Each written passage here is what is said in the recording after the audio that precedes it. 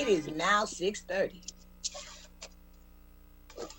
We will start off with Mayor Pro Tem Michael D. Balls doing the prayer and the Pledge of Allegiance. Thank you. In the name of God, the infinite, compassionate, and merciful, praise be to God, Lord of all the worlds, the compassionate, the merciful, the ruler of the day of reckoning. You alone do we worship, and you alone do we ask for help. Guide us on the straight path, the path of those you have received your grace, not the path of those who brought down wrath, and nor those who wander astray. And Lord, please look over our city, our leaders, and all our workers in the city of Saginaw and all the citizens of the city of Saginaw. Please look over them and guide them to the straight path of your way. Thank you. Amen. Amen. I pledge allegiance, Pledge allegiance to the flag of the United States of America, and to the republic for which it stands, one nation, under God, indivisible, with liberty and justice and for all. justice for all. Thank you, Mayor Pro Tem. Madam Clerk, roll call, please. Yes, Mayor, and I remind the council members, please state the city and the state that you are participating from. Councilmember Williams. He did say he would be absent tonight, so he is excused. Mayor Pro Tem Balls. Michael Balls, present in the city of Saginaw, Michigan. Councilmember Bench. Present in the city of Saginaw.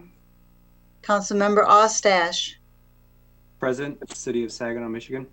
Councilmember Scherzer. Present in the city of Saginaw. Councilmember Copeland. Present in the city of Saginaw, Michigan. Councilmember Lamar Sylvia. Present, Saginaw, Michigan. Councilmember Flores. Present, Saginaw, Michigan. And Mayor Moore. Present, Saginaw, Michigan. We have 8 members present and 1 excused. You do have a quorum, Mayor. Thank you so much. And with that, that takes us to announcements. I'd like to inform everyone that a correction has been made to the Citizens Police Advisory Commission, and it's regarding the appointment of Chelsea Schultz. The change is for her term to expire February 28th of 2022, rather than 2024. As provided by the ordinance, this membership position is only a 1-year term. The others are 4-year terms. Also, the city's waste convenience station is open to city residents the second Saturday of the month from 8:00 a.m. to 12:00 noon. The station is located at the Public Works Building, and it can be accessed using Holland Avenue. City residents may dispose of items that would otherwise be taken to the landfill that curbside does not pick up, such as your building materials. And we also do recycling with glass, plastic, and paper. The next collection day will be this coming Saturday, March 13th. And with that, Mayor, we are at public input. I'd like to remind all of our speakers that you're limited to 3 minutes. Please get all of your concerns in that 3 minutes. We only can allow you to have 3 minutes. Madam Clerk. Our first speaker tonight is Rochelle Asher.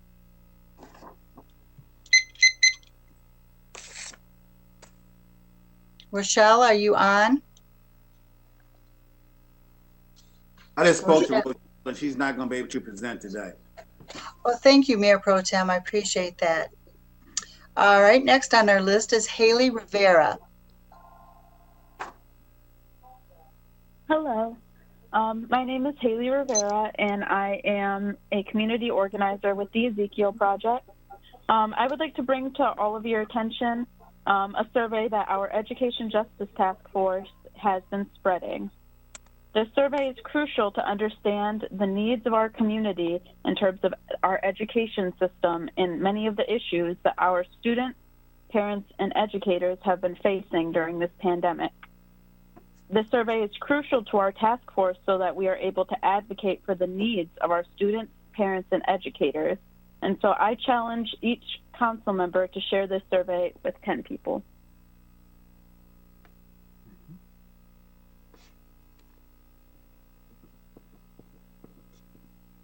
Haley, are you done?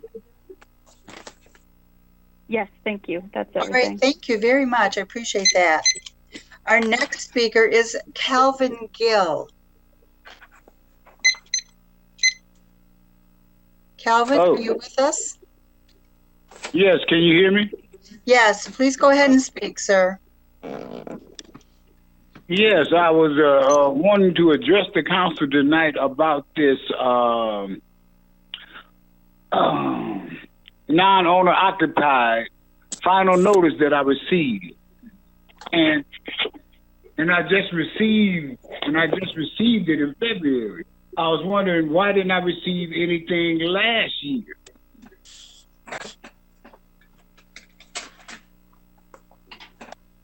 And so, and then because I didn't receive any notices or anything from the city, I just basically forgot about it. And so it's partially my fault, but now the situation is, okay, paying it. Because now it's hard as heck for me on a fixed income to pay it what it is now. Is there anything that can be done about the fees? Mr. Gill, Hello? Mr. Gill, this is not a question. Yes, ma'am. This is not a question and answer period. The appropriate Right. office, the appropriate office will get with you, sir, and they will get back to the council with the response that they send to you, sir. Okay, but okay, you don't answer any questions, huh? But the situation is just the fees are basically double, and because I didn't know or was notified about it, now I'm stuck between a rock and a hard place. Once again, that officer will take a look at the situation, and somebody should be contacting you, sir. Okay, thank you very much. Yes, and we will also get the same reply that you get, sir. What did you say? I didn't hear you. We will, whatever you get in the mail or your email, your letter, we will get a copy of the letter. Okay. Okay? All right. All right. Thank you, sir. All right. Madam Clerk. Mayor, we are now at remarks of council.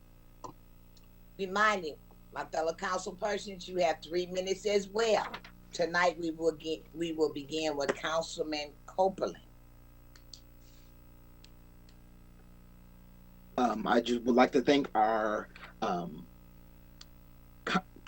comments from our community tonight. I'm looking forward to seeing that survey.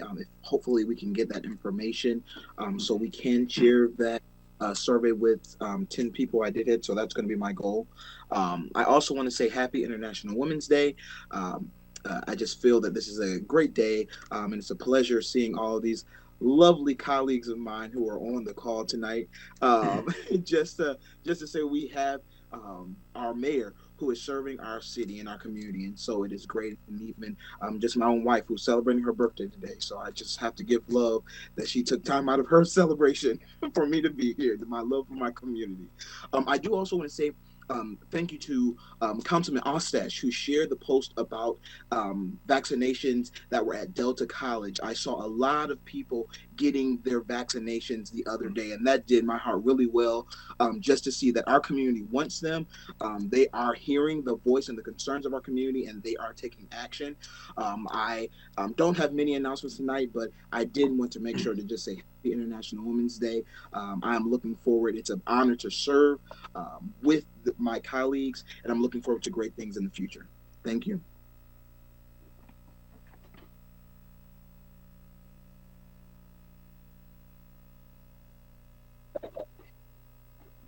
Thank you. Next we have Miss Lamar Silvers. I hope I'm not messing it up again. Well, of course, but that's all right. I'm sorry. Charge it to my head, not to my heart. I have no announcements for this evening, but you all be safe. Thank you. Next, we have Councilman Flores. Thank you, Mayor. And happy International Women's Day to everybody, especially our colleagues here that are strong, capable, and intelligent women. First, I'd like to thank Miss Rivera for coming on. Her and I had spoke a couple days ago about the importance of every council member making sure that we're pushing the survey. We need X amount of people to be able to fill that out, and with our connections, I'm sure we'll be able to get more than 10 people to share it with. And then also, I spoke with Representative O'Neill today. It was an incredible call. He is, as many people know, a champion for our city. And we also talked about the elementary and secondary school emergency relief fund. And that is something that is important for making sure that our schools move forward here in the age of COVID. And so just connecting those two things together, I think it's incredibly important that as council members, we help Ms. Rivera, but also reach out to Representative O'Neill. He had stated that he is willing and able to take time. I think I spent about 20 or 30 minutes with him, and I appreciated his time. He spoke highly of the council members that he's worked with previously, including our mayor and mayor pro tem. So I think if we all kind of get together and we're able to push these types of agendas that help our city, we'll all be better for it. So thanks so much. Thank you, sir. Next, we have Mayor Pro Tem Balls. Greeting, citizens of the city of Saginaw, fellow council people, city manager, and the staff. I just want to say hello, good evening, and happy Women International Day. I thought that was every day, to be honest about it. I'm surprised that they had a audacity to say one day, but anyway, I don't know why they keep having all these different holidays. I guess flowers get sent out or whatever, but I thought it was every day. It is in my house anyway. But my comments is, I don't have a lot of comments today, but I would like to thank the mayor for coming to our youth bill school a couple of days ago, last Friday, herself, Representative O'Neill, and a couple other representatives from the state of Michigan came to our youth bill to have a conversation with us about the appropriation money that comes out to schools and CTEs and things of that nature. Let them know that the youth bill here in Saginaw is seeking funds to help our youth. Our grant says that 75% of our children are dropouts, and we don't want those kids falling through the cracks where they won't have the same opportunities other students have. I come to find out that a lot of kids don't necessarily drop out of school because they can't learn. It's because the other dynamics that go along with their lives, where they have issues where they can't come to school, or maybe they don't have good soft skills with dealing with people and things of that nature. So our youth bill group is here to fill that void in our community, and we want to make sure those dollars come back to help our whole community out. Sometimes those funds go through so many agencies, and by the time they get there, you probably want to get 15% of the money that came down in the first place, because the rest of it was ate up by fees from different organizations. But our youth bill group want to make sure that don't happen in our community. So I was really happy that the mayor and the other representatives came down to see our group. Even the building trades person from the state of Michigan came down, and she liked our program too. So we think it's going to be a win-win for the city of Saginaw to be able to educate our youth in these much-needed fields with skilled trades. A lot of people are retiring, and the needs are tremendous in our community with skilled trades. The assistant, the governor's assistant, he even came down and talked to skilled trades a couple of years ago at the Career Opportunity Centers, and they know that we're going to be real lacking with skilled trades. So I think we ought to tell our children, somebody may not want to go to be a skilled tradesman. Thank you. Thank you. Next, we have Councilwoman Bench. Well, good evening, everyone, and thank you. To our public speakers, thank you for coming. Ms. Rivera, I don't know if you're still listening or not, but I think we're connected on Facebook. If you can send the links to us on there, and I'm maybe that they have their survey on the Ezekiel Project Saginaw page there, but I'd be happy to share for sure. I do want to mention that there's a new registration process for the COVID-19 vaccine. They've opened it up to people 50 plus with underlying health conditions. And those people can go to mysaginawhealth.org to sign up.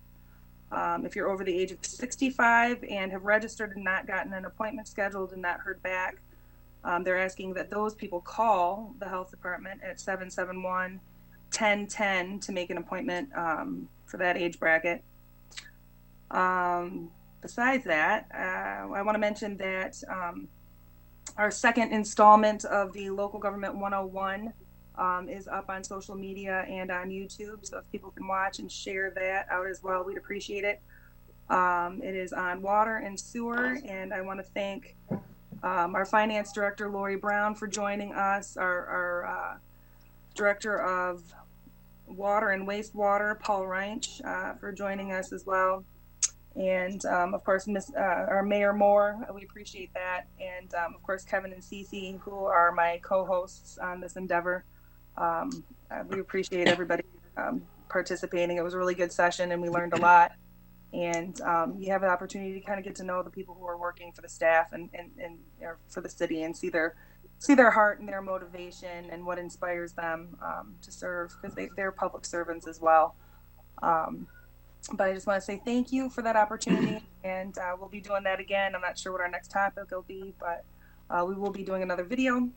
And beyond that, that's all I have. So thank you very much. Okay, thank you. Next, we have Councilman Ostash. Good evening, everybody, and thanks, Mayor. Just to reiterate everything that my colleagues are speaking about and have kind of touched on some of the things I was going to talk about tonight. So COVID vaccines, thank you for bringing that up, Councilwoman Bench. You're right, and everybody can start registering 50 years and older. And then on March 22nd will be anybody 50 years and older without any pre-existing conditions or disabilities or issues that you may have. The Saginaw County Health Department did announce that we've now vaccinated over 50,000 people in the county. So that is pretty exciting for those who want to get their vaccine.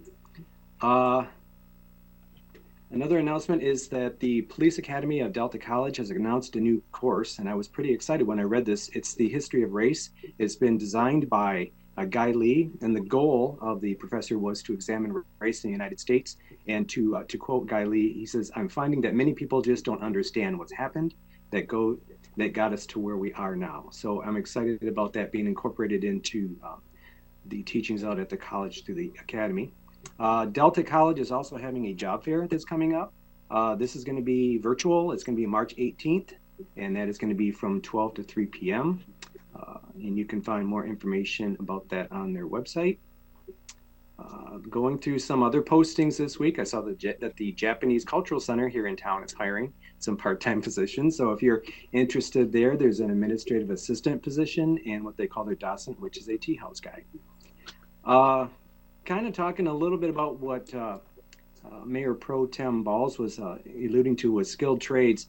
Chief Ruth did send out some information to the council, and then I was able to capture the PDF. I have put this up on Facebook as well, but it's the Career and Technology Education Center here that's open for like the 11th and 12th graders. And a lot of the programs that you can get involved in, and this would be, getting trained so that you can get a job after high school. They're saying to seek advice from your local counselor in your high school. And the writing's kind of small, but things are like IT, computer networking, programming, cybersecurity, education, cosmetology, and so forth. So contact your high school counselors if you're interested in that. And going back to some of our speakers that were here tonight, Ms. Rivera, very excited to see the survey as well. My spouse is an educator and has been teaching for almost 30 years. And there has been, through the pandemic, you are right, there has been so many challenges with education. Some of the stories that I hear, because all of the folks are home. And so you have a student that's trying to learn. You've got, 4 brothers and sisters, and mom and dad are there. And a lot of times, students are just having a real difficult time finding that quiet space in that house. So I'm interested to see your survey and looking forward to sharing that with everybody. Mary, that's all I have. Thank you. Thank you so much. Next, we have Councilwoman Scherzer. Thank you, Madam Mayor. I want to also thank the speakers for coming out tonight and those watching at home on YouTube or SGTV. We truly appreciate your input. I do want to stress what our Madam Clerk stated. Please use the convenience station. It is there for everybody to use. It's turning into springtime and everyone wants to spring clean, but that doesn't mean throw it at your curb or throw it somewhere else that it doesn't belong. So please take the time to use the convenience station. And again, that is this Saturday, March 13th, that it is open. I want to give a shout out to STARS for all that they have done. Their routes are back. So even through the pandemic and everything that has happened, STARS never shut down completely. They may have pulled back some of their routes, but they were still out here providing services to our residents, as well as stepping up and helping with some of the PPE giveaways. So STARS, thank you for all that you've done, and we are so glad to see the buses back running on the streets. I'm really looking forward to the MML CapCon conference coming up. I'm almost done. I will be hopefully a graduate, so Mayor Mora, I can't wait to see you. And then I would just want to remind everyone with your neighborhoods, and especially as it gets darker later, please think about turning your porch lights on. It's just one easy step to keep your neighborhood just a little bit safer. But also, this Wednesday, March 10th, from 8 to 9 p.m., in remembrance of all of the Michiganders who we have lost due to COVID, the governor and the lieutenant governor has asked for you to keep your porch lights on between 8 and 9 p.m., but keep them on a little later. So if you can, just as a memorial and a remembrance, all of us may have known somebody or lost many or someone to COVID. So just wanted to bring that to the attention. And then just a reminder, so you don't stay in the past, make sure you turn your clocks forward this weekend as well on Saturday, Sunday morning at 2 a.m. So that is all I have. Thank you so much. It is my turn. It is hard to go behind my colleagues because they cover so much. I'd like to thank all of our presenters for presenting, and I'd like to do a shout out, especially to my cohorts in crime, my women. I'd like to tell you thank you. All of the women who serve in any key position, thank you. If you don't serve, thank you. It is all about women on the move. This is Women's Month, and it is an exciting time. I'd like to thank the youth bill because I did visit that facility. It is a dynamic place to see. Our 95th rep, Representative O'Neill, brought in some key people to look at the funding source. In the near future, I know that they're going to have an open house, and I'm sure Mayor Pro Tem Balls will get the information to you. And if you can, stop by and view the facility. The other thing is that we have been challenged, council people. We have been challenged to read a book with, that is the name of the school now. I don't want to get it wrong. One of our charter schools.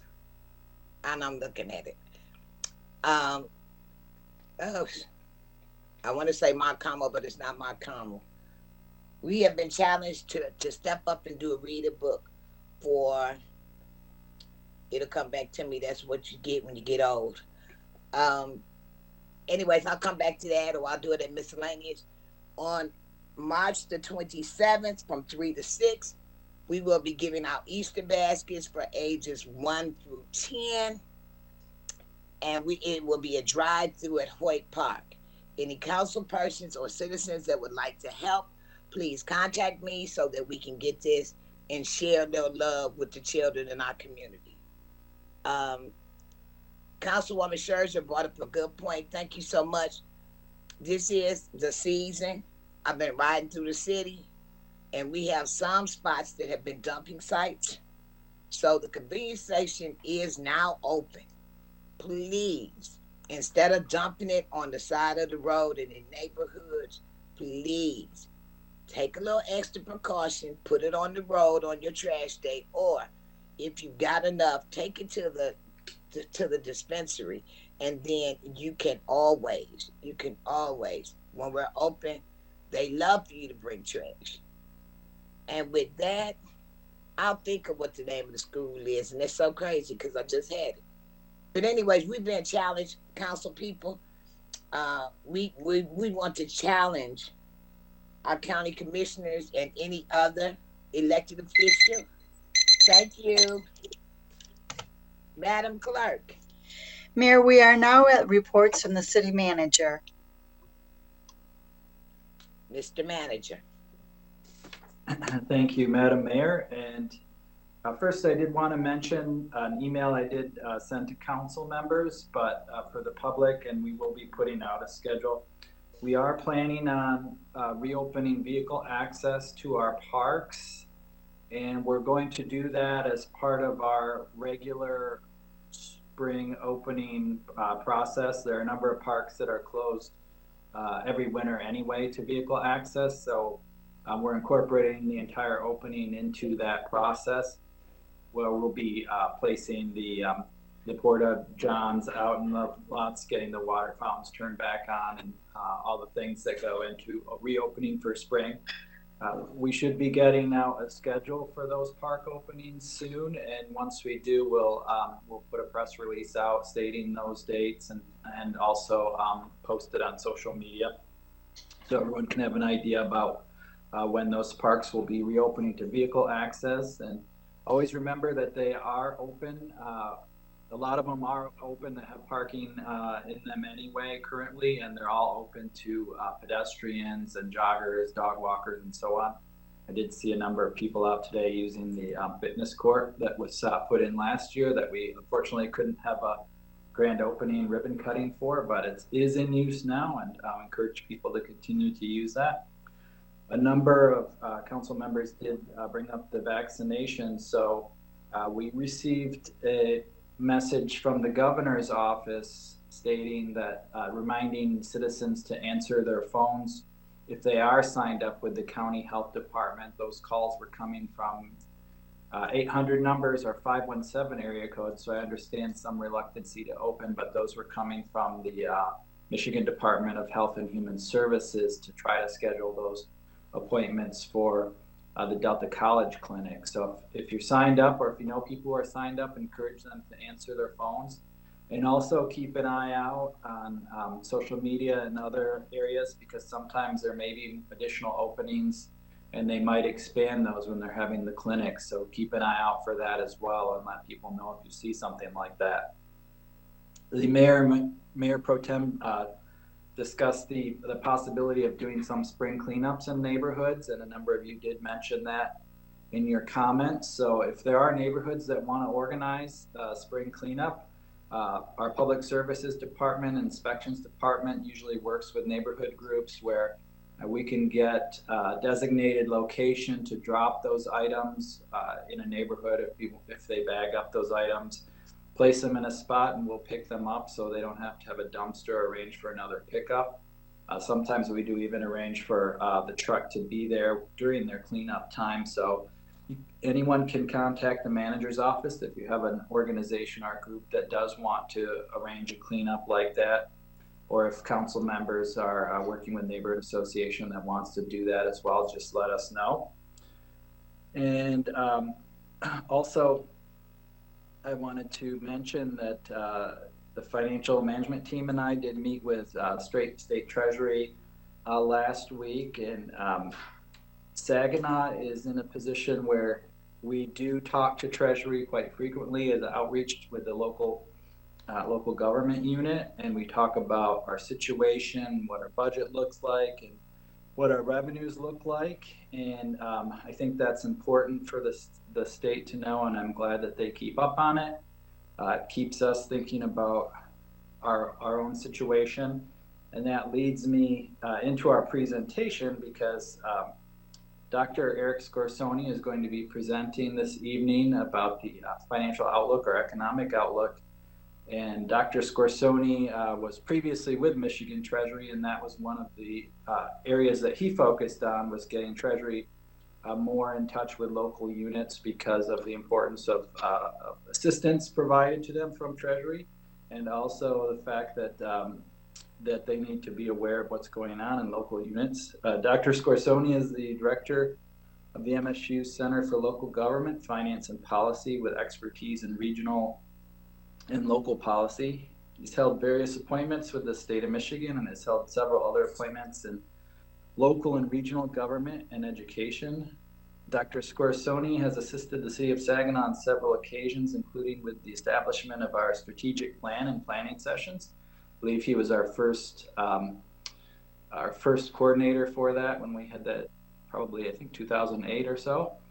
And he also helped us with past Bloomberg grant applications, general financial advice and guidance, and other projects. So we're grateful for his assistance over the years, and we welcome him today. And with that, Eric, I'll turn it over to you. Thank you, Tim. Good evening to everyone. It's nice to see you all. And I also am a native of Saginaw, so good to, although I'm in East Lansing right now, but good to see you all.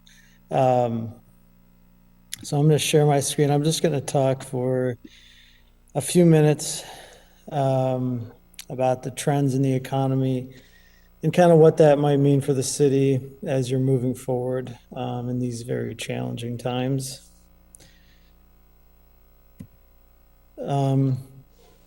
So first off, the U.S. economy experienced probably some of the wildest swings we've ever seen. As you can see on this chart at the bottom, where 2020, as you can see, and most of my charts will go back to like 2008, where we had the last recession. So you can see the difference. 2008, we had a very serious recession. You can see the little dip there. You can see in 2020, the dip was far worse, down almost 30%. But on the other side, the economy rebounded dramatically in the summer and fall of 2020. To date, we are actually still down, though, in kind of aggregate. So the economy is still below where it was, say, a year ago, essentially. Next, industrial production, which is very important to Michigan. Michigan is still one of the most industrial states, although it has dropped quite a bit even in Michigan. But the auto industry and other manufacturing is still important to our economy. Here you can see 2008 was actually worse for industry. Industry did drop quite a bit in the spring and summer of 2020. Has rebounded quite a bit, but you'll note that that line does not actually fully come back to where it was in, say, 2019.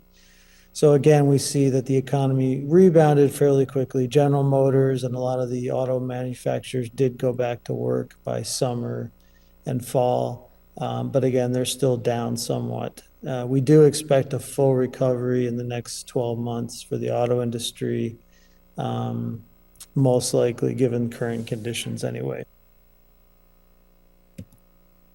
Inflation is, of course, another important factor for governments to consider as they're doing budgeting. I'm assuming you're probably in the budgeting process soon, and here you can see inflation generally goes up. In the last 10 years, it's been going up about 2% a year. You can see a dip there again when the pandemic first hit, and then after that, it's basically been tracking up. Now, you've probably been hearing some news about inflation, worries about inflation. The Federal Reserve, are they going to do something, raise interest rates? And the Federal Reserve chairman has basically come out and said he's not worried about inflation right now, which I think makes sense. We still have a lot of capacity in the economy. So at this point, even despite the new stimulus that is likely coming very soon from the federal government, that we don't expect inflation to accelerate beyond 2% at this time. Employment and jobs, obviously critical. So what you see here is, again, we had the big drop that basically bottomed out in 2010. Then we had a big upsurge from 2011 on to about 2020.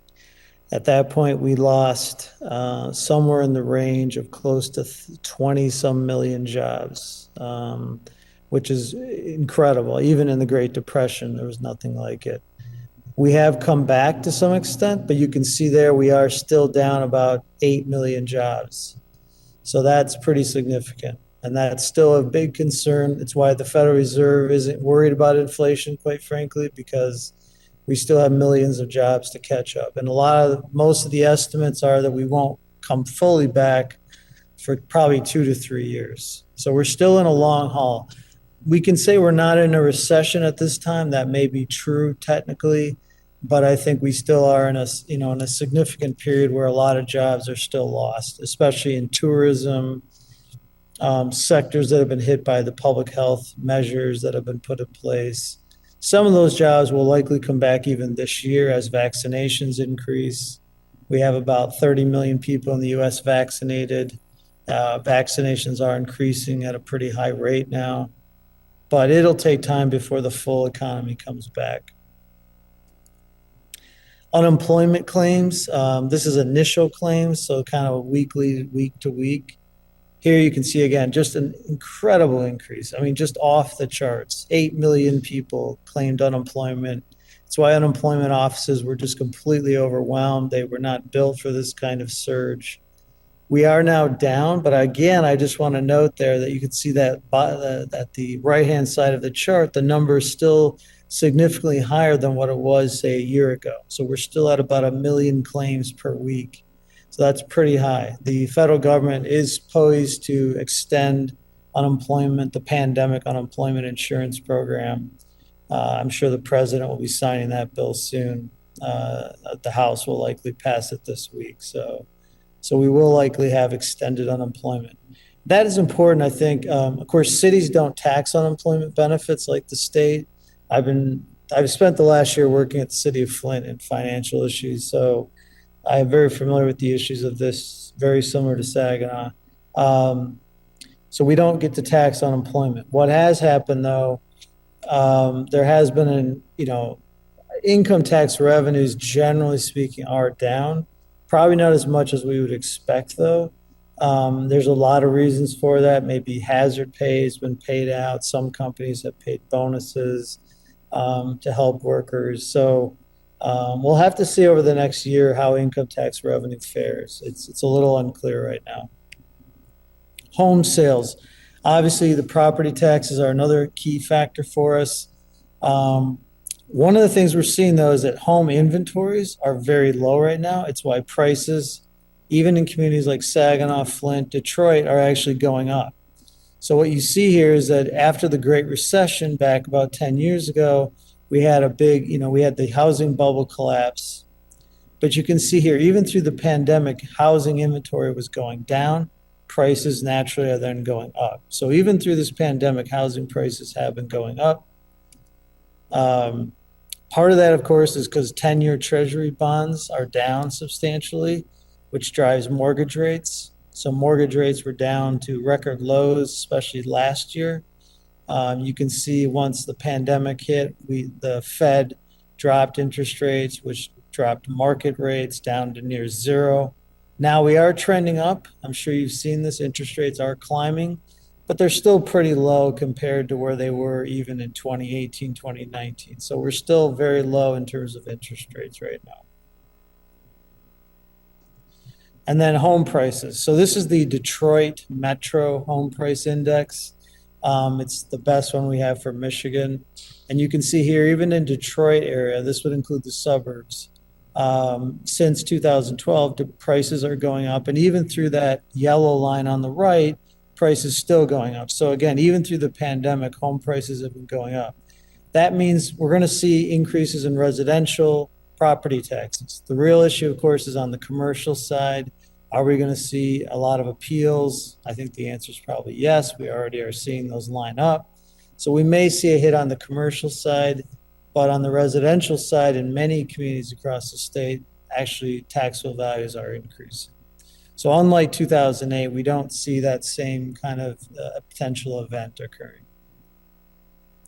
And then finally, housing starts. Again, housing starts dropped, not surprisingly, when the pandemic first hit. People, didn't want to go do these kinds of activities, but now we see a lot of construction activity. So again, we're seeing a lot of activity in the economy in some areas, and then a lack of activity in other areas. So it's a very strange, to call it a traditional recession probably doesn't make sense, honestly. It's a very mixed bag in terms of how the economy is functioning right now. So here's kind of a summary, and I'm happy to answer any questions. We expect GDP and economic production to grow over the next 2 years, 2 to 3%, expecting inflation to remain relatively tame at about 2%.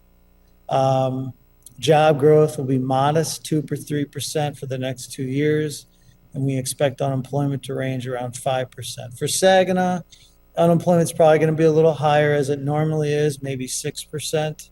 Otherwise, a lot of these other factors probably play into the Saginaw economy. And then finally, housing starts and vehicle production will grow a lot this year due to pent-up demand. And then, of course, we're going to see a huge increase in income in the next 3 months. When Biden signs the American Rescue Plan, that is going to put $1 trillion into people's pockets over the period from now through summer. So there's going to be, just like last summer, you couldn't buy, there were a lot of things you couldn't buy last summer, bikes, kayaks, it was like everything was out. So probably the same thing's going to happen this year. We're going to have a huge increase in income. And actually, local governments are set to get quite a lot of money. I just estimated for the state of Michigan, if you take all local government revenue, it's about $30 billion. And the state is expecting to get about $4 billion in aid from this federal package. That's going to be money directly to cities, counties. Saginaw is up for quite a significant amount of money. So that's going to have an interesting impact on things as well. So we're putting out a report on that soon. And then housing prices should remain stable or even growing through the next year or two. Finally, just to give you a quick update on the state economic forecast, we expect unemployment to grow 2%, unemployment rate to fall a bit to maybe 5.4, high 4% range. And that's probably what we'll see, similar to the national economy. Risks, of course, COVID-19 surges could happen, or mutations, variations, perhaps could be an issue, although hopefully it won't be. International incidents, there's certainly a lot of things going on internationally that can always affect the economy. And then if major asset price deflation, I don't think that's very likely, but it's always a risk. But right now, I think actually things look pretty good overall, at least for the next year. Happy to answer any quick questions. Thanks again, otherwise.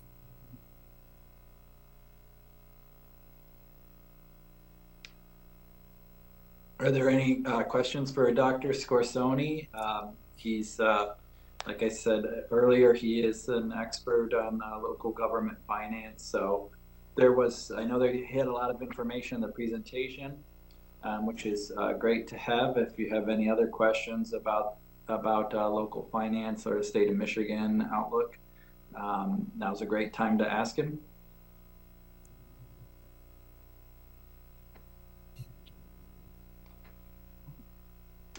Tim, this is Bill. It was interesting. He was talking about, as we're coming through this pandemic, that we're going to see this big surge, and you were talking about income.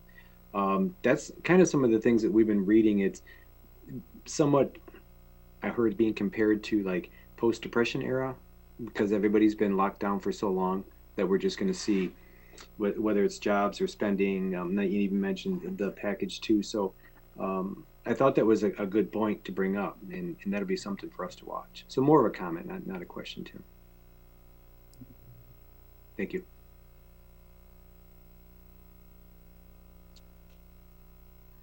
Okay. I'm sorry, I couldn't get my phone off. I couldn't get my camera off of mute. I'm still learning. So, are there any questions of Mr. Eric, Mr. Costone? I want to thank you for all that you just presented, because I've been telling people, even in my Zoom calls, Saginaw is poised for a comeback. And so you just gave me a ray to let me know that, hey, we are ready, and we are able, and we can come back, and we can recover. We just have to work together. So I really would like to thank you for this presentation. Anyone else?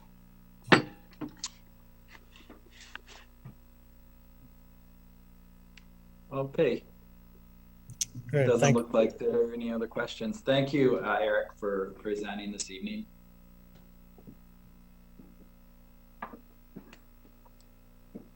And Okay. Mayor, that concludes the management update. Thank you. Does anyone have any questions for our city manager on anything he spoke about earlier? If so, now is your time. Hey, Brenda, this is Councilman Ostash. Just to comment, Tim, I'm glad that you brought up, I forgot about that earlier when you mentioned that for vaccines, that the calls have been coming in from the state. And that was kind of what happened this weekend, is they were trying to get a hold of our 65-plus-year-old folks to get their vaccine at Delta College. And what happened was they had 3,000 vaccines available. Folks weren't answering their phones. And so, of course, everything had already been thawed. And so they didn't want it to go to waste. And that's why on Sunday, they opened it up to the 50-year-old and plus, and was able to, from what I'm hearing, every single shot was used. So that's really good. But yeah, it's good for the folks that are listening to, pick up that call, because if it's not somebody you want to talk to, you can always hang it back up. But it could be really important. So thanks for bringing that up. That's all I have. Anyone else? Hearing no one else, Madam Clerk. Mayor, we are now at the consent agenda. The consent agenda has been available at City Hall and on the city website and on SGTV channel 191. I need a motion to approve the consent agenda with any necessary exceptions. Moved. Bench seconds. Okay. Madam Clerk, did you get both of those young ladies? I think it was two ladies on that one. Yes, I did, Mayor. Thank you. We Okay. have a motion and second. Are there any exceptions? A motion has been moved in second. Is there any discussion? Hearing none, can we take a vote? All those in favor signify by saying aye. Aye. Aye. All those opposed? Thank you so much, Madam Clerk. Mayor, we are now at boards, commission, and committee reports. I'd like to report Region 7. It has begun they have begun doing vaccinations for the COVID. Right now, they're currently in Bay City, and I look to them to come to our city and the surrounding cities really, really soon. The commodity boxes that they provided over the summer that I helped distribute, they are getting them back slowly, and as soon as they come back, for all of my little seniors that I will come and bring a box to, I'll be back to see you real soon. Anyone else have any boards or commission reports?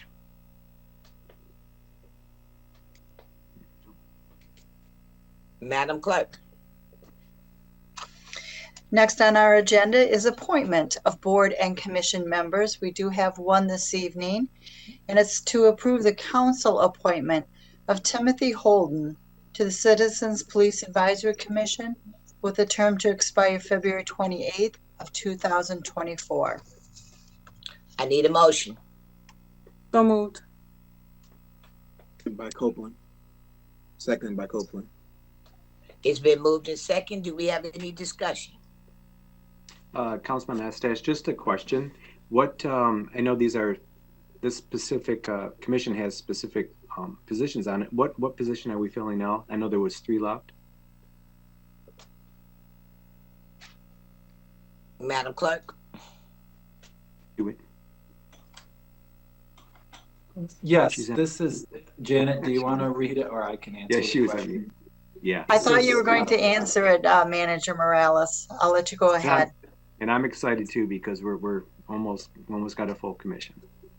This is for an individual who's previously been convicted of a crime and served time in a correctional facility. We still have openings for someone who is from the Mexican American Council or similar organization, an LGBTQ organization, and I'm probably forgetting one. I think that's it. It was the 3 that were left. That was the 3 that were left. So I was just curious, Manager. Mental health. There's one mental health position. Okay. That's right. Yeah, that's the 3rd one. So we have 3 left to fill. Okay, thank you. Thank you. So we have a motion on the floor. Any more questions? Hearing no more questions, let's take a vote. All those in favor signify by saying aye. Aye. Aye. All those opposed? Thank you. Madam Clerk. Yes, Mayor, you are now at miscellaneous business. And I did remember the school. The school is Francis Ray. I've got about 5 schools that want me to come and read. And so Francis Ray Academy is challenging the city council members to read a book.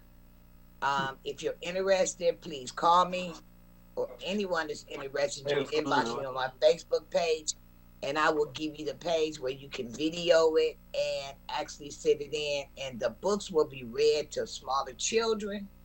And it's just something that we need to do to give back to our community. So thank you. Anyone else with any miscellaneous business? I do have one. I was glad to hear from the Youth Development Corporation. I've had the chance to myself. I've had a chance to stop by and see what they're doing. And one of my colleagues, she's actually working at that facility right now. And I'm really thankful to hear about the survey that's going on for education, because recently I've been doing some research on adult literacy. And I really hope that as we continue to talk about trade and trade skills and different things like that, that we also bring up the topic of adult literacy, because even though they're good, we want to make sure that, especially for our county, our literacy rate, it was low. And so I'm really hoping that as we continue to see improvement and Ezekiel Project gets the information from the survey, that we can work on assisting our citizens with their literacy. Good point. Thank you. You can also work on that committee too, Mr. Copeland, Councilman Copeland. And I do have another, we have one position left, which is a council position for the school liaison committee. And if anybody is interested, what you need to do is you need to call me, and then possibly at the next meeting we will make the assignment. I'm trying to give everybody a chance on council to at least participate in at least one board, so that we can show unity across the board. And for all of those who kept their cameras on all night, I thank you. And for those who didn't, I have been getting texts asking me why they are not on the screen. I can't answer that. And so I just want you to know that when I mentioned it earlier, I mentioned it for a reason, but I've got about 8 texts asking me why is so-and-so not on the screen. So council persons, please stay on the screen. I have to do it. If we were in person, our clerk could see us get up and leave. Please stay on the camera while we are on virtual. Thank you. Madam Clerk. A motion to adjourn would be in order. Oh, we need a motion to adjourn. Bench move. George Cope, second. It's been moved in second. Any discussion? Hearing no discussion, all those in favor signify by saying aye. Aye. Aye. Aye. Aye. So, Good night, everybody everybody.